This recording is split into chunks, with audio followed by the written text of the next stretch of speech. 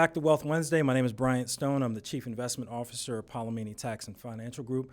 Appreciate you guys coming on. Last week we talked about taking advantage of your employer-sponsored retirement plan and making sure that you take advantage of that match so you're not missing out on any free money. This week we're going to talk about and dive in a little bit deeper as far as the differences between a traditional IRA and a Roth IRA. And the reason why it's important is because a traditional IRA, you're putting in pre-tax dollars that are going to grow pre-tax, and eventually when you end up taking that money out into retirement, you're going to pay tax on all that money. And with a Roth IRA, you're putting in after-tax dollars, so that means that you pay tax on that money now. And then your interest and stuff that accumulates in that account is also going to grow on an after-tax basis. So when you eventually take that money out in retirement, that's going to be a tax-free bucket of money.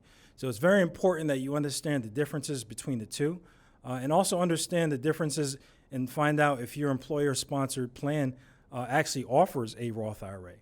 Because if you can have that, built up inside your, your employer-sponsored retirement plan and build yourself up a tax-free bucket of money, it's going to be important, especially with the, the rising tax environment that we're in. I mean, all the different stimulus programs that are out there, through this pandemic to help get our country through. At some point we have to pay that money back.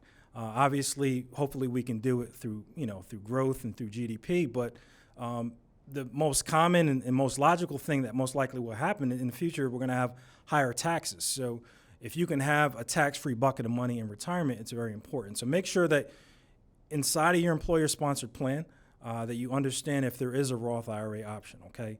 Once again, Roth IRA, you're putting in after-tax dollars. With the traditional IRA, you're putting in pre-tax dollars, okay?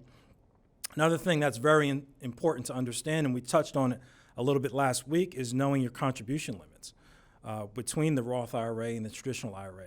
Now, it all falls under the IRA category as far as the IRS considers it, but where the contribution limits differ is if you're inside an employer-sponsored plan, typically, and I'm generalizing here because a lot of the plans are different, but for the most part, your contribution limits, if you're under the age of 50, is going to be $19,500. If you're over the age of 50, they allow you to do what's called a catch-up, where you can put in an additional $6,500 inside your employer-sponsored plan. So as a total amount inside that IRA, you can put up to $26,000. Now, if you're doing an IRA on your own, if you qualify for it, there's a lot of things to consider when it comes to that. But if you qualify for doing one on your own personally, the amount that you can put in is $6,000. And then the catch-up above the age of 50 is an additional $1,000.